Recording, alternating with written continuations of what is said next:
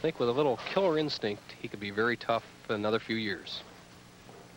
A 6-footer, 160 pounds.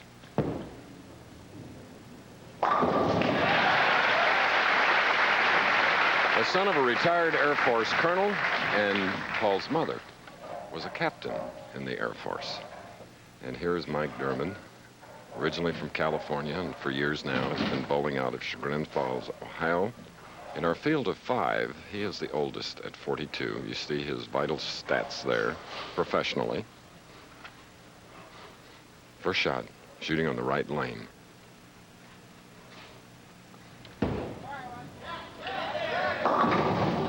A high hit, avoiding the split, however, leaving the 4-7. Chris, we have a contrast in styles with Mike Durbin being the down and in player. He used to be a power player, but as age began to catch up with him, he modified his style much like a baseball pitcher would, and he's more of an accurate player. And you have Paul Gibson and the remainder of the field are all power players, the young contemporary styles. See which one wins out today. Just to the right of center, bit cross lane, 4-7. Gone. So both professionals have marked. Winner of this first match will go against the incredible Wayne Webb, then John Forst, and the tournament leader from Lincoln, Nebraska, Bill Straub, who led the first 3 rounds. The finest style, I believe, ever in the game. Mike Durbin has won with a 2-step, a 3-step, a 4-step, and a 5-step delivery. Here he uses the 4-step delivery. Look at that position, absolutely perfect. He depends on accuracy, Chris, and his experience to overcome the lane conditions, by the way, which are very, very slick today. As the arms of a village blacksmith, I might add. Look at that. Look at the size of that right arm.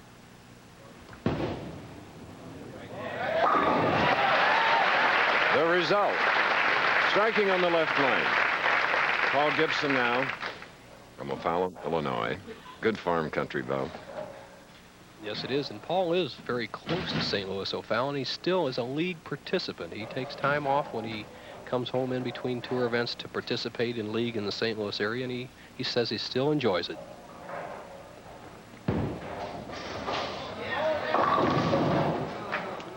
Well, he left a high hit, leaving the 3-10. That'd be a problem for him. Well, cross lane, Chris, the 310 is definitely a tough spare for anyone, but when we have the conditions very slick, as Paul Gibson switches to a harder ball, all that you have to do is slide the ball back into the 310. It's completely an accuracy shot. Let the ball bounce off the 3 and into the 10.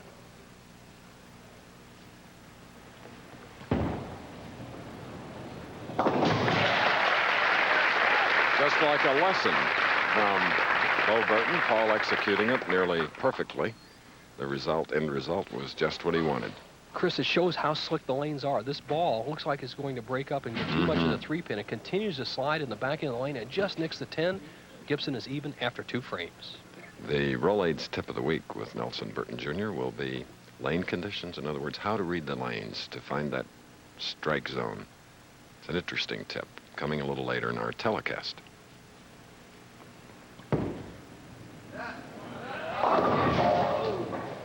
Well, we get the bucket here early in this first match, live from Anaheim, California. 2-4-5. Terrible looking thing, but not that difficult, Bo. Not really, Chris. The key is, you've always said, is to carry out that back pin. It's much more difficult with the 8-pin in there, and you got to avoid the chop. But when the lanes are very slick, the key is to make sure you get up to the spare. Don't slide by. You saw his first ball slide by. Make sure on that double wood spare.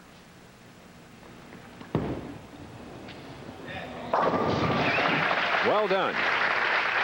So, if the old adage, as we look at his charming wife, Deanna, the old adage is practice shooting spares, Bo? Agreed. Without spare shooting, you cannot be a top pro, and Deanna is a 3.5-week-old bride of Paul Gibson. He says that's one of the reasons for his big turnaround out here. In marrying Deanna, he becomes a brother-in-law of Tom Baker.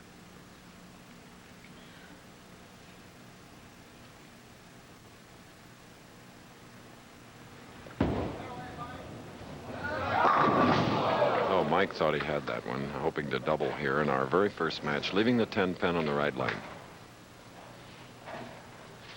Durbin, intense concentrator. He knows this is a good shot. He wants the opening lead. He really gets up for the match, sees the 6 fly around the 10. quickly grabs another ball as his father Bill and his sister Sue look on. Very methodical, sticking a bit at the line. Sticking just a bit, perspiring heavily, is 42-year-old Mike Durbin, which he does a lot. So here in our very first match, Mike Durbin with a 4-pin lead, polishing that bowling ball. Mike originally from the Los Angeles area. His father and sister still living here. Mike now from near the PBA home office. Chagrin Falls is where Mike's from, not too far from Akron. Father of 3.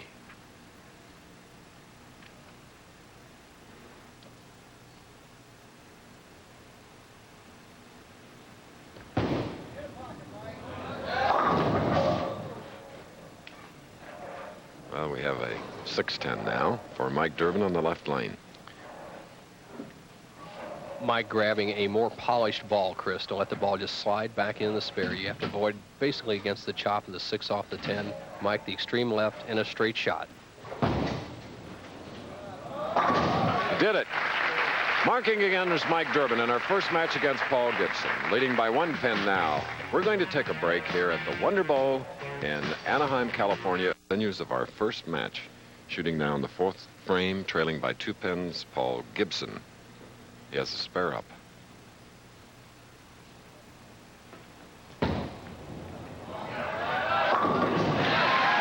Okay, he started this match with a strike. So let's see if he can get a string going here, which he'll need to do against the veteran Mike Durbin. Gibson with a unique style. He drifts a little to the left and drops his right shoulder, but he is a very short swing and a powerful wrist motion. Now watch how he straightens his shoulders up as he comes through. This is his best shot of the match. He just sawed the pins apart. Look at that good follow through. He trails by 2 after 4 frames, can take the lead with a double. Look at that concentration.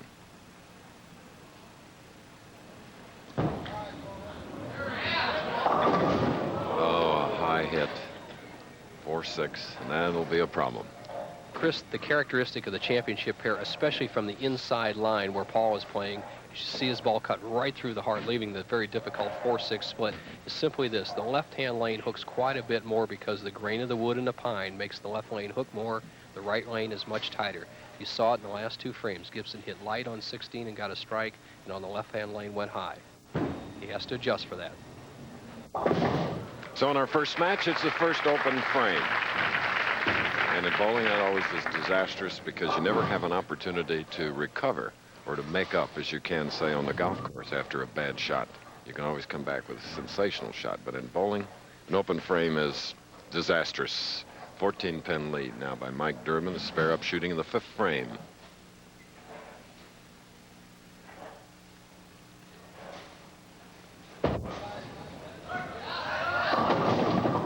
Just didn't come up. Durbin playing the extreme outside line in contrast to what Paul Gibson is playing because Mike has very little hook. He has a very simple end-over-end roll. He depends on accuracy and his experience to do well on the tour.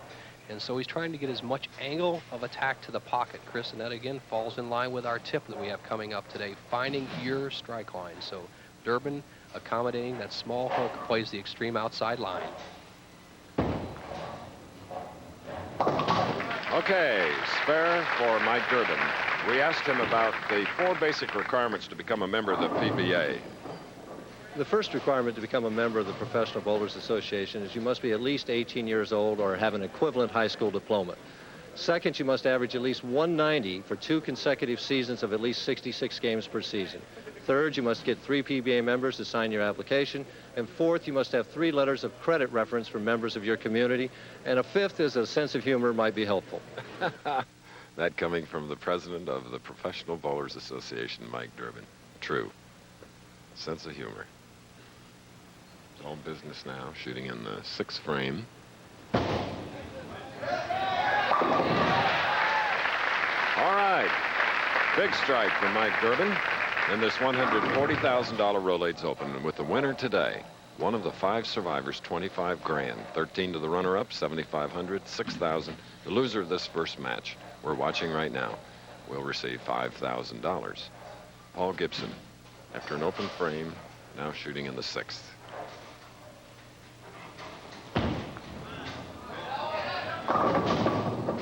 2-4-5. Shot just didn't come up. Both players hitting on the light side on the right-hand lane. If you don't get all the lift as that ball slipped off Gibson's hands, you'll have a light hit. Once again, he has the same problem he had earlier. Do not chop the 2 off the 5, but then when the 8 pin's not in there, Chris, just a matter of making the spare in the proper position. Durbin doing a little podiatry work there on his shoes. And a diversion, not to watch his opponent, who covers the 2-4-5.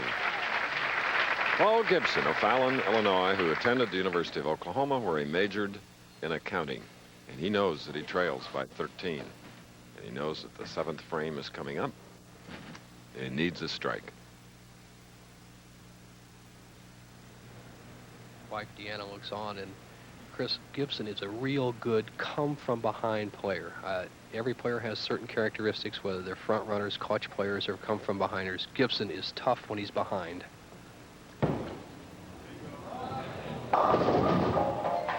Leaving the 3-6-10. Doesn't look quite as smooth at the line on his release and follow-through, Bo, as he did in that first frame. Agreed, Chris. And as you've always said, conditions make the player in any sport. We have a very difficult slick lane condition out there right now, and the players are a little tentative, so they cannot actually be that smooth. They're not freewheeling. He must stay out of trouble, make those spares. The 3-6-10 across lane, very important for him to stay in this match, and he'll only trail by a few pins if he can convert. And he does. Again, successfully shooting a spare. We'll be back with more of this first match, but first, next in our first match in the Rolaids Open, season's premiere of ABC's Wide World of Sports coming up. And like the Professional Bowlers Tour beginning its 23rd year, it's his 18th year as a professional bowler. Mike Durbin with 12 victories. Leads by 16. He can increase it to 26 with a strike. And again on the right lane, it just didn't come up. 1, 2, 4, and the 8 pin. Interesting spare now coming up for Mike Durbin, and he'll concentrate a great deal on this shot. See that sleeper 8 behind the 2 pin.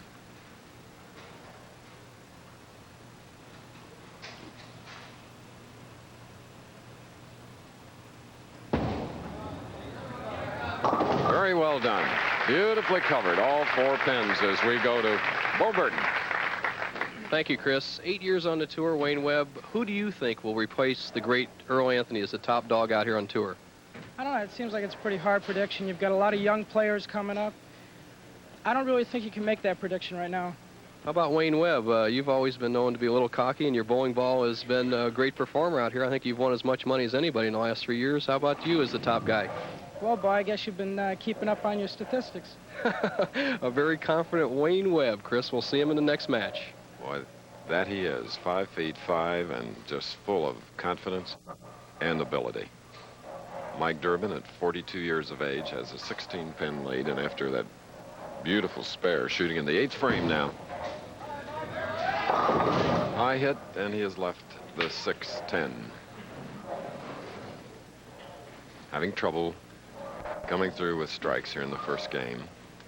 And as Glenn Allison, who is our statistician today, our old friend Glenn Allison, conditions make players tense and tight.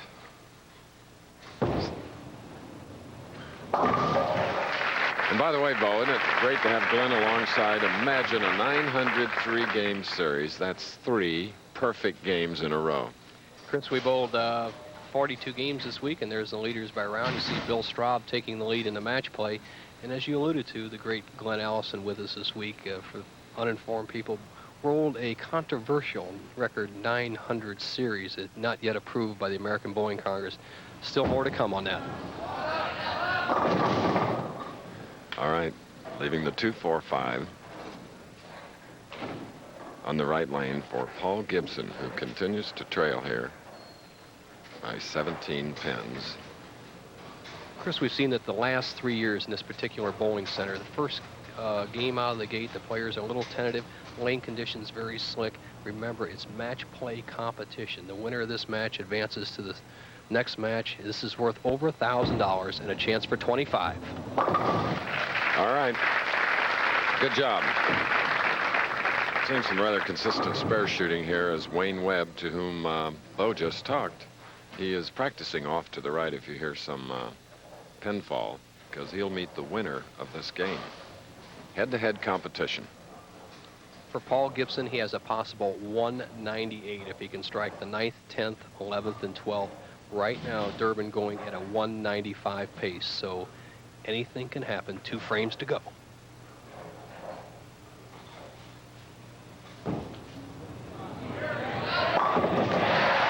All right. Open with a strike, had another in the 4th frame, and this is the first one since for Paul Gibson. Gibson going down the track area between the 2nd and 3rd arrow, gets enough bite on the ball to drive the 6 into the 10. See it come off the sideboard. That's the real good lift. And the situation he set up for himself is he has to hope that Durbin does not double in the 9th and 10th and shut him out. If Durbin doesn't double, Gibson can still come up and win the match.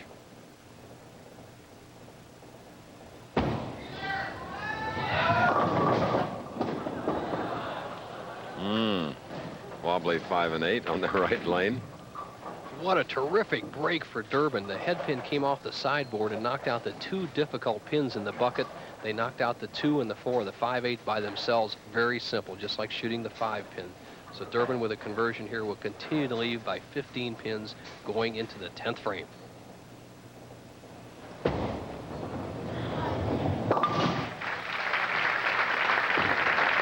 All right, his opponent's reaction reacts very little. But there you see the difference. Durbin is leading by 15. Gibson with a strike up in the 9th. Durbin with a mark, a spare in the 9th. Remember our format, the winner advances. The loser, $5,000. As Bill Durbin and Mike's sister Sue look on to the match, what's going through Mike Durbin's mind right now is throw the ball in the pocket. Don't have to shoot a spare. He's going to ask for a re-rack because of a pin situation down there. Chris, the old rule we had in effect up until 1983 was 1 re-rack per game. It's now 3 re-racks a game, but this one doesn't count for one reason. There's a pin that's back there, and Durbin thought it was in play. If a pin is in the channel or on the lane, it must be removed before you can shoot a shot. You can't see it with our cameras, but Mike, looking down the left channel, can see it laying down there. So they're having it removed, and really it's just a disturbance to him. There you go. See the hand coming in there? Great camera work there, guys. Harry Smith, who is the acting tournament director, did some chatting with Mike. We might point out that Harry Golden is missing his first telecast or PBA tournament in 22 seasons, undergoing some tests in Venice, Florida, and we hope he has successful ones and comes back soon. And coming back now in bowling, right here on the lanes and at Wonderbowl in Anaheim, is Mike Durbin. Mike, it's a terrific break. Now watch the 2 pin. That's the 3rd pin on the left-hand side of your screen. Go to the sideboard. Go between the 4 and the 7. The 6 comes off the sideboard, knocks out the 10. Durbin is in the driver's seat. If he can strike here in the 11th frame and get a 6-pin count, he will win the match. If he doesn't strike on this ball, Paul Gibson can double in the 10th and 11th and be the winner.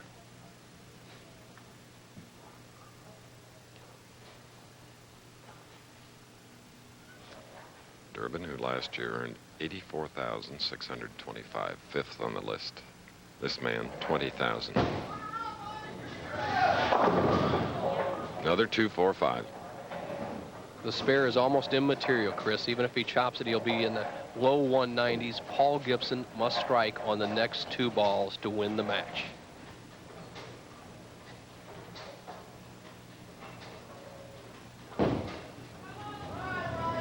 Okay, Mike Durbin has taken care of his responsibility here in the first match, and as Nelson said, here's the man that needs 2 strikes, 2 in a row, to move on. Has a strike working in the 9th. He must strike the 10th and 11th and a 6-pin counter better in the 12th. Anytime he does not strike on the next 2 balls, it's all over.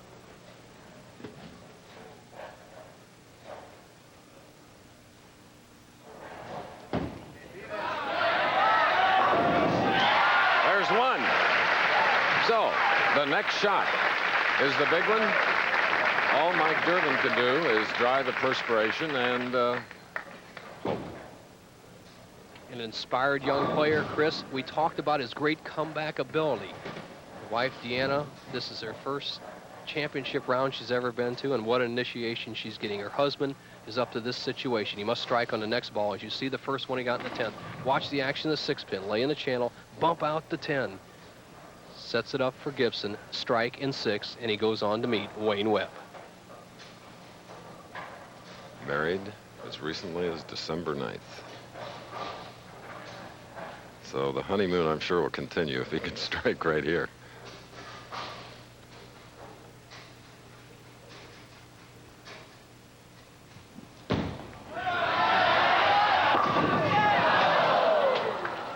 A 10-pin, and what a tough break for Paul Gibson. Coming up next, it'll be Durbin against Webb. The Professional Bowlers Tour will continue after this message, and a Little Life goes against Wayne Webb, who finished 3rd in this week-long of competition.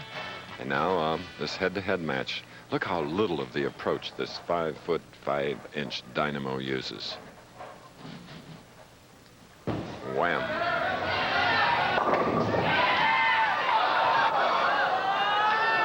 Robbed. The green machine, he calls himself, Chris, and he likes to wear green. He likes to think about money, and I'll tell you what, he's won his share of it. And look at this ball. You talk about contemporary power. Watch this 5-pin. He hits the 5-pin there, drives it behind the 7, the 4 into the 7. No luck on the spare, but tremendous shot. Oozing of confidence. And disappointed with leaving that 7-pin. Wayne Webb. Now Mike Durbin. 193 to 187 was the score of his victory in the first game against Paul Gibson. Winner of the second game will go against John Forst, and then against the tournament leader, Bill Straub of Lincoln, Nebraska. All right, Mike off to a great start in the right lane with that strike. And incidentally, here in our 23rd season, true value, if one of our professionals can bowl a perfect 300 game, Dan Cotter and Ed Langto will present a check for $50,000. I'd like to see that happen. It's been a few years. The last one we had is in 1974 at next week's site where we have the AC Delco tournament. Jim Stefanich, 1974. So we're about due, Chris, 10 years. Can Mike Durbin double?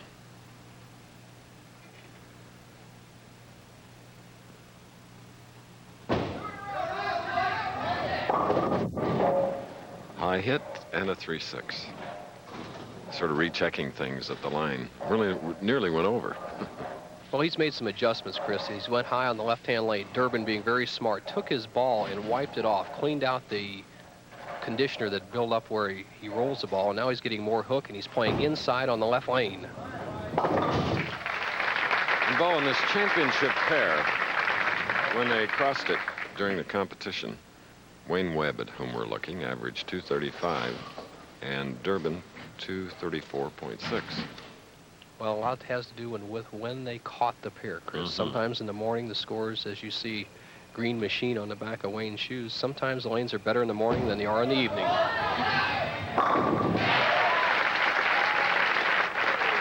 All right, Wayne Webb with his first strike, coming in the second frame, a profile replay.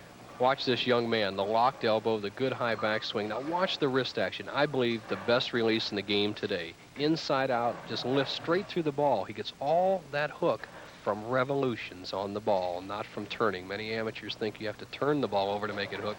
The best method is to lift the revolutions on the ball, and it will hook.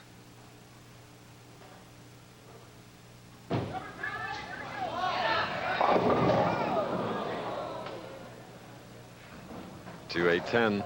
Well, he thought he had it, Chris. Yes. You know, when he let go of the ball, he was very confident. Look at him running it out. With all that conditioner down at the back end of the lane, the ball cannot break in the last 10 feet enough to accommodate that hook. He has a very difficult split. He'll have to go just for the 2-8. So after a spare strike in our second match, live from Anaheim, California, it's an open frame for Wayne Webb. And promptly gives this man a 12-pin lead. What Durbin is trying to do, Chris, to use his experience and his style to overcome the championship here. He's playing the extreme outside line on the right-hand lane or the tighter lane. In the last attempt on the left-hand lane, he moved into the track area. Let's see what he does now. He has a 12-pin lead and a little room to experiment.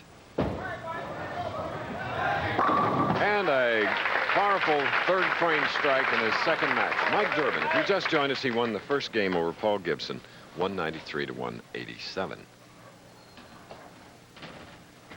Durbin has found out the key to the right lane. He did not have a single strike on that lane in the first match, Chris. He was 0 for 5 in 5 attempts. What he has done has taken a little piece, as his father and sister look on, has taken a little piece of sandpaper and wiped off the track of his ball to give it more surface tension, and then wiped it with a wet towel. That'll make it hook more on this lane. Is that legal? That is legal in the PBA. An amateur bowler has to sand or wipe the whole ball, the PBA, just where it rolls. Okay. Let's see how it works on this lane.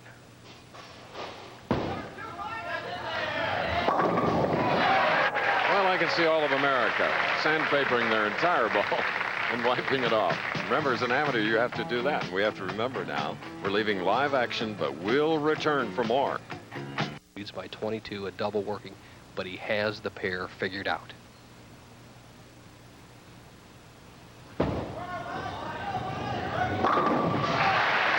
Three-bagger for Mike Durbin in his 30th career championship appearance. That's in 17 years as a pro, and his opponent, Wayne Webb, 9 years as a professional and 12 wins in his 33rd television appearance. 32-pin lead, and stringing those strikes really helped. Durbin, you can see the outside line. The ball is almost being laid in the right channel. You see that lift straight through the ball, laying it down on about the 4th or 5th board. And now he's getting that ball to bite enough to finish into the pins. He actually never adjusted on the lane. He adjusted his ball to the lane. Very contemporary move. Now the inside or track line between the second, third arrow on the left-hand lane, he could take a 42-pin lead.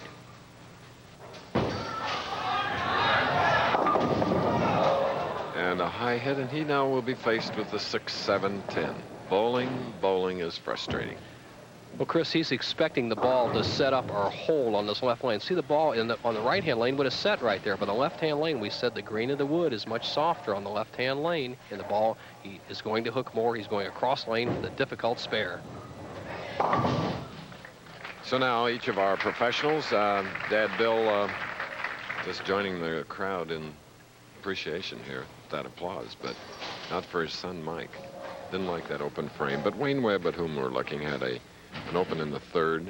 There are the green shoes, a strike, a spare, and now shooting in the 6th.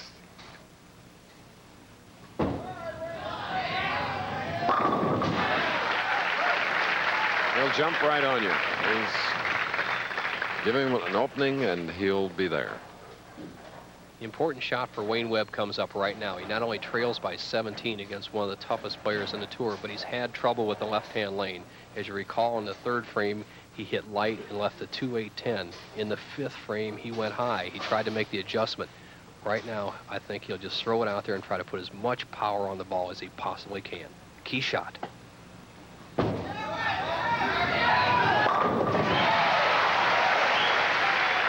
Earl Anthony, Mark Roth, and Wayne Webb are the only players to have earned over $100,000 2 consecutive years. We'll be back with more. I crushed a lot of quarterbacks in my day, and I'm real sorry. So I wrote this letter. Dear quarterbacks, I apologize for the way I've treated you. Please let me buy you a light beer from Miller. Light's my beer because it tastes great. I'm sure it's yours, too, because you little guys can't afford to get filled up. Hope to see you soon. Sincerely, L.C. Greenwood. Light beer from Miller. Everything you always wanted in a beer, and less. I hear that L.C. Greenwood has invited quarterbacks to join him for a light beer from Miller. Well, here's my reply. Dear L.C., I accept your gracious offer. A quarterback is far too intelligent to turn down a light beer because it's less filling and it tastes great.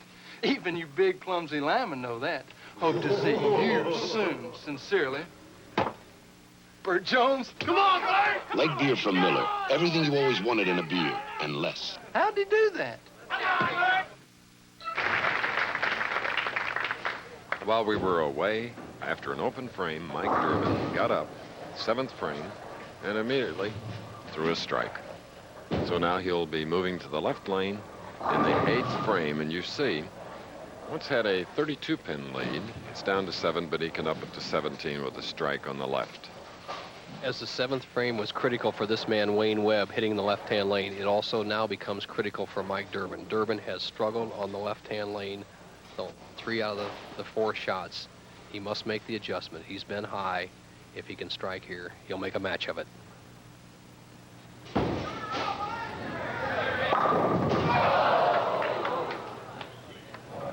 In disbelief, takes a walk.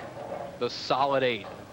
Today's pins, 3-pound, 6-ounce pins that we're using with the power of these players. Watch this replay. Watch the 5-pin get driven straight back off the 8. Wow. Now, if pins were a little heavier, Chris, the 5 would have been driven into the 8 in its normal trajectory as the ball hits it.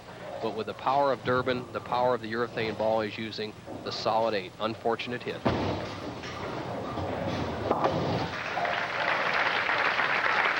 it's a spare in the 8th frame for Mike Durbin, who won the first match against Paul Gibson, 193 to 187.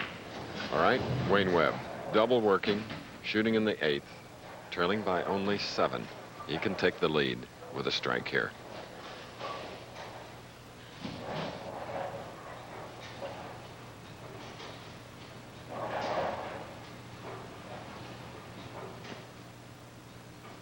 Chris, he just has that little stutter step at the start where he holds the ball down low, much like the great Carmen Salvino. And if he pushes the ball away a little too quickly, he'll slip with his feet. And there he's resetting himself. A very smart move in a critical situation. Perhaps a distraction or perhaps pressure. 3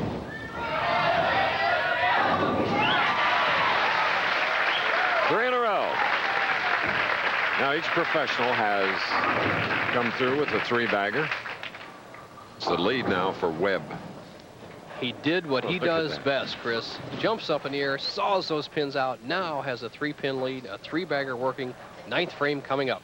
The native of Rehoboth, Massachusetts, now bowling out of a very pleasant area, Carmel, Indiana, in the Indianapolis area. Here's the strategy that Wayne Webb opted for. The lanes are very tight. That means like he's playing the outside line. He's going to crank it to death on 15. Let's watch it. Big shot. He turned that one.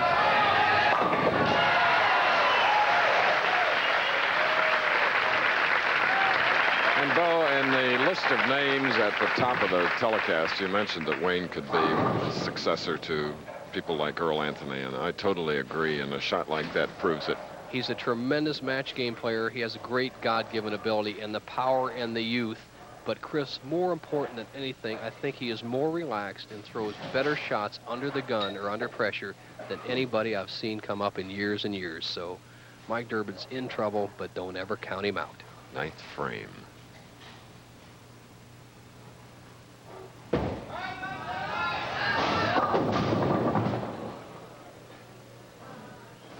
Can you believe it? Just slid by. We saw that shot many times in the first match. You see the ball not biting in that very slick back into the area. Leaves the 2, 7, 8. Now the best way to go for this, Chris, is drive the 2-pin into the 7, let the ball take out the 8. In other words, hit the right side of the 2-pin. He needs this to stay in the match.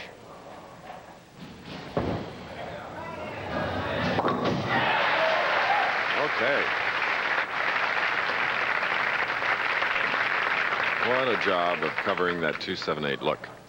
This was the big shot of the match for him. Without this, he could not win, and his predicament right now is very simple. He's going at a 2:02 pace, Wayne Webb at a 2:18 pace. So Durbin, to put any type of pressure on this young man, must strike here in the 10th or 11th frame. And 11th frame, he would have a 2:12 and force Wayne Webb to mark.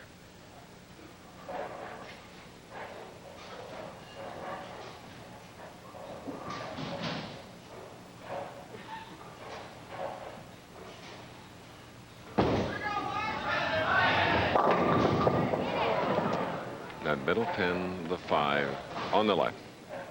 It's not over, but it's very tough for Durbin right now. With a spare and a full count, he would have 201.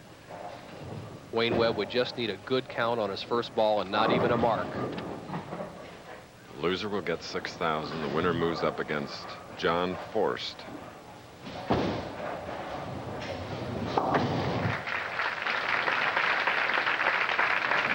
Remember, it was Mike Durbin that eliminated Paul Gibson, 193 to 187 in our first game. First stop of 16 United States cities.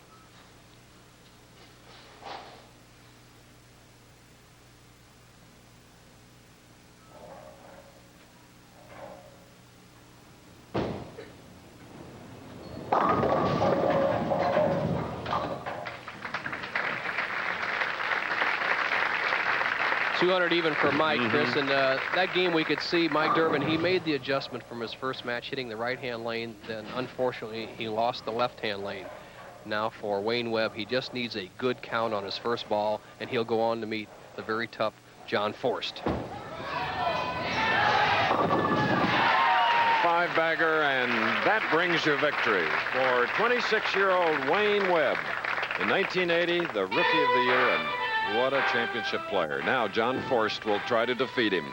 John Forst, who finished second after a week long of competition here in the Rolaids Open. So John's first appearance here in our live telecast, while Webb, after defeating Mike Durbin, 238 to 200. Starting it way outside, coming up into the bucket. And there is another strike for the little Tiger. Chris, right out by the moat, it almost slips off into for a zero shot, but the power of Wayne Webb going out to the dry area of the lane and hooking the ball back, he's red hot. He finished that last match with a string, and he started off against John Forst, very tough.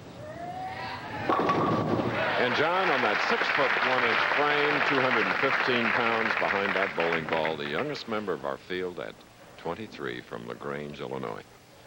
Chris, with the last three bowlers we have today, Wayne Webb, John Forst, and Big Bill Straub, I think they have more revolutions on there than, say, Cuba does. It's unbelievable all the power they have. Both these players up in the 14 and 15 revolution range in 60 feet of lane. Tremendous power. A new face, and can he double?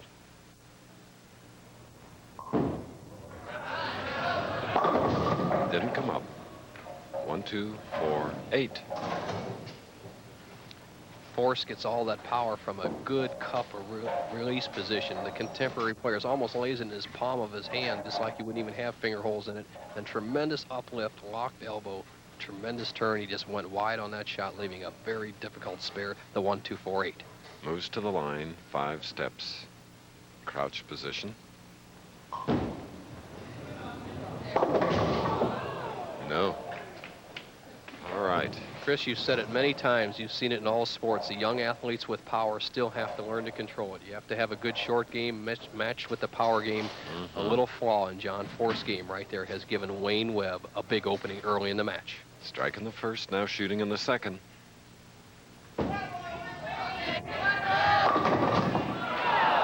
It's a 10-pin on the right lane. The young man, if he can go all the way today, will get $25,000 and get him very, very close to the $500,000 mark in only 9 years of competition. Wayne Webb, after 8 strikes in a row, leaves the 10-pin. Wastes no time. Wayne Webb.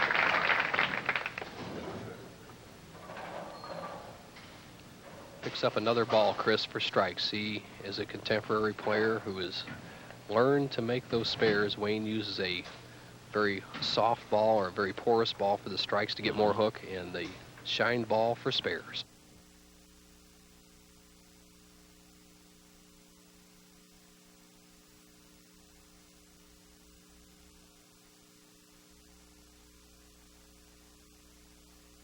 Bad. It's made it a lot easier for me to bowl a little better. Surrounded himself with talent, Chris, and he needs that composure right now. And a dinner bucket on the left lane, 2, 4, 5, 8. For John Forst, who in younger days had John Petraglia and Mark Roth as his idols. Two of the very first power players that ever hit the tour. Great records, Petraglia and Roth. Forst has some good idols to follow. Needs to make this spare to stay close in the match. Powerball. John Forst of LaGrange, Illinois. We'll continue with more of our semifinal game follow. And here in the 8th frame, he has left a 10-pin bowling against Wayne Webb. Trails by 26 with a conversion, Chris. If he makes it, he still has a possible 190. Webb going at a 196 pace. So now Webb will be shooting in the 8th frame. A strike working for him. Can increase his lead. Wayne Webb, since the 5th frame of his first match against Durbin, has not missed the pocket. So that is 14 consecutive balls in the 1-3 area. Last time he left the 10 on the right lane, now the 7 pin. That's the first shaky or middle shot he's throwing, Chris. As you see the next 3 tournaments coming up, we have the Miller High Life Classic February 4th. That's not the next 3. Next week will be the AC Delco, followed by the Showboat. Then we'll have the Quaker State before we go down to Miami and then back up to St. Louis and Peoria. And Webb here in our semifinal match continues to mark. Our tournament leader has been relatively quiet off in the wings. He occasionally gets up, Bill Straub, and takes a practice shot or 2. And as we indicated earlier, Bill Straub, whom the winner of this match will meet, led in the competition, this week-long competition, for the last 3 rounds. Webb needs marks in the 9th and 10th frames to all but shut out John Forst.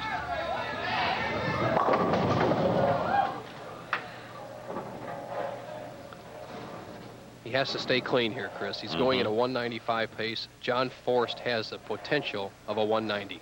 Next week, Alameda, California, for the important AC Delco Classic. $150,000 total purse, up at 25 to the Showboat, the Quaker State, the Miller High Life, the Angle Open. Exciting action coming up each week here, ABC Sports. The Olympic year. Forced in a must situation. Possible 190 with 4 strikes to finish the game. If he doesn't strike here, even a mark, he'd still be in the 170s and have no chance. Must strike right here.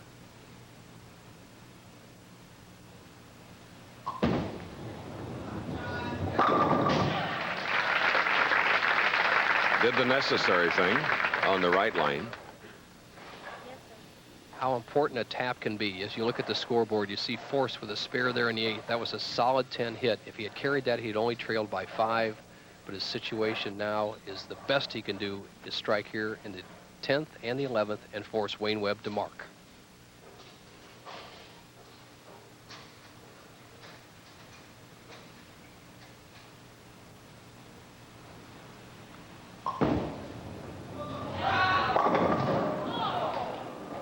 Another 10 pin on the left lane.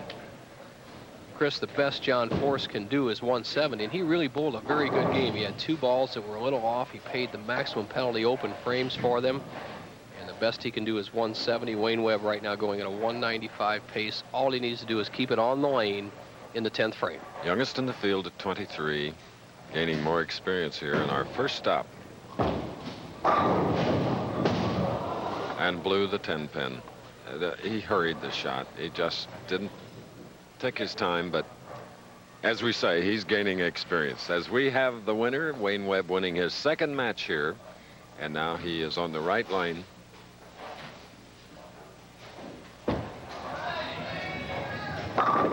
Okay, Wayne Webb with a warm-up strike for his championship match against Bill Straub. The Professional Bowlers Tour will continue after this message and a word from our local sponsors. Webb, and as you see, Webb winning 2 games. The last over John Forst, 203 to 158. Previous to Mike Durbin, 238 to 200, and Durbin winning the first match over Paul Gibson, 193 to 187. Chris, a big purse this week, $140,000. At 160 players went to the starting gate. $1,000 was paid for 53rd place, 208 average needed, top 24. As you see now, Mark Baker just missing. Warren Nelson, a good week. Jeff Bellinger, power player. Hanley back in there. Dennis Jakes, Hugh Miller, Pete Weber stroking along. Good-looking Brian Voss in 13th, pick up 2,300. One of my top guys, David Houston, old-timer. Gary Dickinson in there, lefty John Gant. Steady Art Trask in 17th. As you look through, John Kirker, watch for him. He's a nice-looking player. Stout, another top player I feel coming up. Steve Cook, he's always been there. Tom Baker, steady as ever. An improved Alan Granite, Greg Batterdine, and Brad Bowling. What a nice name for this sport. Rounds out the top 24. All this on the Professional Bowlers Tour. Our telecast continues. Look at the size of Bill Straub on the right from Lincoln, Nebraska. 6'5", 255 pounds. A man with a big backswing and a big heart. Contrast in size, Chris, but not much of a contrast in styles. Two of the most powerful power players on the tour. Watch these bowling balls. And the familiar 2-4-5. As a prelude to this championship match, Bill Straub had 6 practice balls, Chris. We watched him during the last commercial. He didn't even come close. And Mike Durbin, standing behind me, says that these lanes are about as slick as he's ever bowled on in his career. And Straub mentioned to him that he was lost. So let's see what happens. Winner of the 1982 Rolaids Open.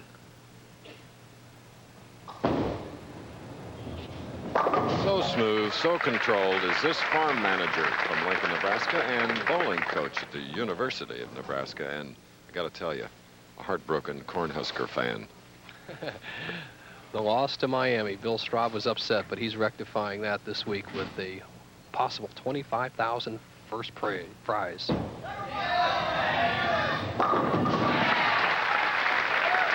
And Wayne Webb leaves his bowling calling card with that big strike on the right lane. A man that's won 2 matches here today. The finest release in bowling, Chris. You want to take a look at it? The thumb goes down, and then the wrist snaps straight up through the ball. It looks very simple there, but many of us have tried to duplicate it, and Glenn Allison, the great star sitting next to me, who was a star in the 50s, says it's the best he can remember seeing in the last 35 years. The new Meisterbrow Open, February 25th, followed by the PBA National Championship back in Toledo, March 3rd, King Louis, March 10th. And he thought he had a double, but it's the 10-pin on the left lane. Bad break for Wayne Webb, but a really good break for Bill Straub. Bill Straub needs a little time to kind of settle down to this match. We know Wayne Webb has the pair of lanes figured out for his particular style. He was very tough against Durbin, very tough against Forrest, and if he had gotten out to a real early lead, he could have given Bill Straub a shutout real early, but we're going to have a match. All right, a spare for Wayne Webb. And completing our tour of 16 cities here in our 23rd year on the Professional Bowlers Tour, the U.S. Open, Oaklawn, Illinois, the Miller High Life Open in Milwaukee, the Fairlanes Open in Washington, D.C. The Winter Tour continuing then to Long Island and Garden City, Windsor Locks, Connecticut, and with the $200,000 Firestone Tournament of Champions in Akron. So Big Bill of Lincoln, Nebraska, the capital city, gets his first strike coming in the second frame. This, the championship match, $25,000 to the winner. The loser, $13,000. 5 foot, 5-step delivery, Chris, of the 6'5" player. Just tremendous wrist action. You see, he does not turn around the ball. Great shot there of seeing his hand come through the ball. It's just the rotation of the lift and the wrist through the ball that puts that high revs on the shot. It's an all-even match.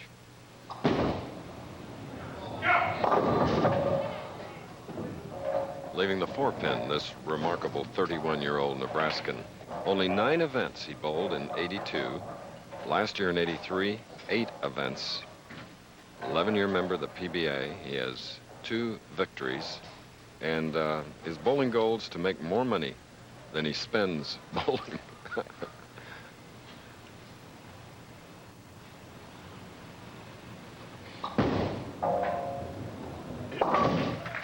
All right.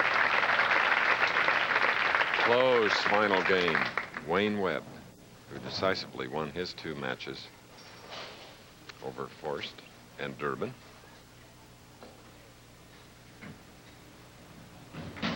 That's how he got here.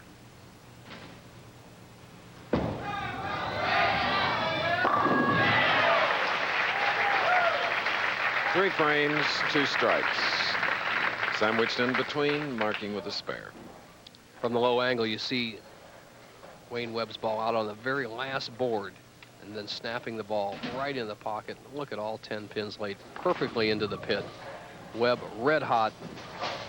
The only thing that can beat Webb right now, I think, Chris, is Wayne Webb himself, or some bad breaks. He's definitely zeroed in. One of the great talented players in the world today. As one of the Rolaids officials looks on, he knows the score. Rick Kroll, Vice President, Warner Lambert Companies, the makers of Rolaids. All right. All right, we're in the final game, and it's going to be a good one between Big Straub and 5'5" Wayne Webb. We'll be back. At Bill Straub of Lincoln, Nebraska, the tournament leader, bowling in his first match, the final game, the pressure game, trailing by 10 pins, shooting on the right lane. In the fourth frame, spare working.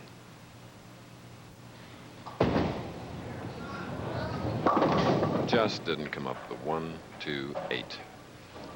Some people may ask, Chris, why Bill Straub, with all his power, is playing the inside line when he sees Wayne Webb so successful from the outside as Barbara Straub looks on. Very lovely lady that has been married to Bill for a number of years. Straub's swing is inside out, and he might throw one wide into the channel, and he's better off inside. He led this tournament playing that line, and he's going to defend that title in one game from that line.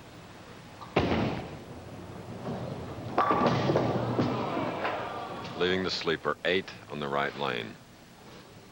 And you can see it registered on the face of Barbara, his wife, and on Bill's. Most unusual 31-year-old fellow. We asked him earlier why he had become successful after limited success in the mid-70s. Here's what he said. At least as important as any other element of my most recent success have been my involvement with the University of Nebraska bowling team as their coach of the men's and women's teams. Plus, dealing with them on a day-to-day basis with their fundamentals, I also am involved in the mental aspects of their game. And in the past years, that part of my game has been woefully lacking. I can help them now with their emotional control, some points of concentration and increased intensity, and it helps me immensely by dealing with them in that manner. The man that had a strike in the 5th frame, Straub. Now Wayne Webb. Strike up.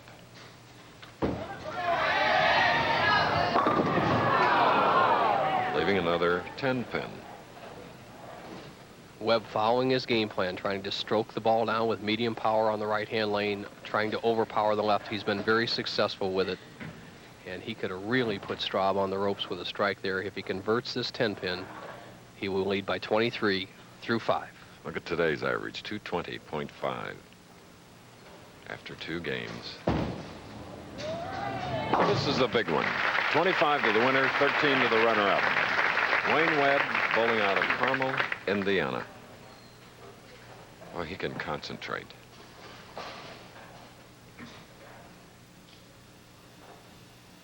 All 5 players using the urethane ball, the polyurethane bowling ball today for maximum traction. Bill Straub playing the inside line, needs to get it going. He's a tough competitor. And the man that won last year's Greater Miami Open, the second in the Seattle Open, Wayne Webb. Chris, it's impossible to get any more angle of attack on the pocket than Wayne Webb just got on that shot. He had maximum power on the ball, went out to the very last board, and then within a period of 10 or 12 feet, snapped the ball into the 1-3. He has a commanding lead. Key shot for Bill Straub. And it comes in the 6th frame of this championship match. Right lane.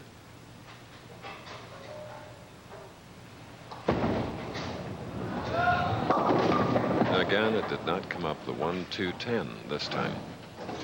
The characteristic of the championship pair showing up more and more as the matches go on. Straub, who normally throws a big hook, can't even get the ball to wrinkle on the back end.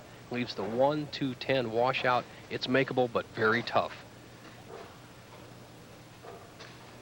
Would trail by just 23 if he can convert.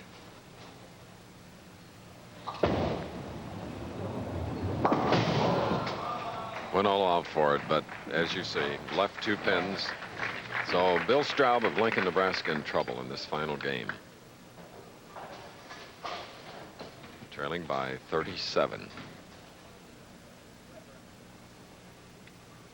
And we're coming up to the 6th frame of this match.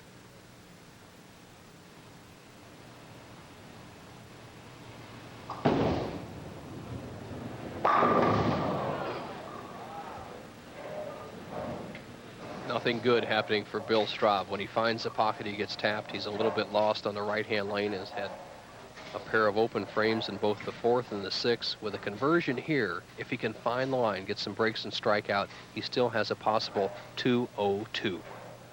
Wayne Webb, of course, going at a 2:09 pace. Straub has to get it going.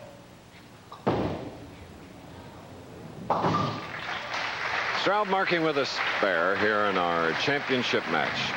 It'll continue, but first we're going to leave Anaheim, California. Frames. Wayne Webb increased his lead to 57 pins, doubling. Bill Straub in the 8th frame on the previous shot a strike. Now he's on the left lane hoping for another. Gets it. But it's getting late in this championship game. That was an absolute must strike for Straub. He still has a possible 2:02. Wayne Webb going at a 2:29 pace needs just a mark, Chris. If Wayne would open in the 9th and 10th, Straub still has a chance.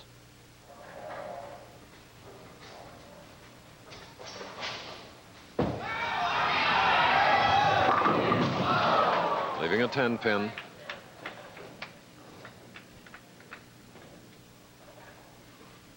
And don't forget, earlier we saw John Force miss a 10 pin. Can happen. Quite unlikely, though, with the caliber of player of Wayne Webb coming into this match averaging 220. This is his 3rd match of the afternoon.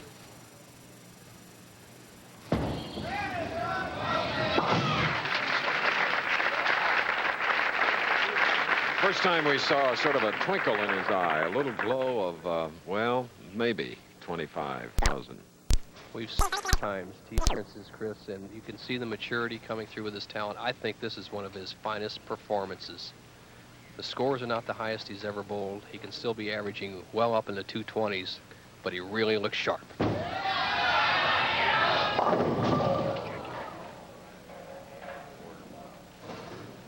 Well, he just had to keep it on the lane. That's the first time he's missed only the 2nd time he's missed the pocket all day long. So you know that Wayne Webb is really sharp, but he made a smart move. He kept the ball in the center of the lane, didn't want to throw it out in the channel and blow the match. So regardless of whether he covers this or not, he'll have defeated Bill Straub. He'll be in the 220s. What a great performance. The best Straub can do is 2:02. Maybe he's letting the world know that with Earl Anthony's retirement, unfortunately, what a great bowler, that Wayne Webb may take over the spot.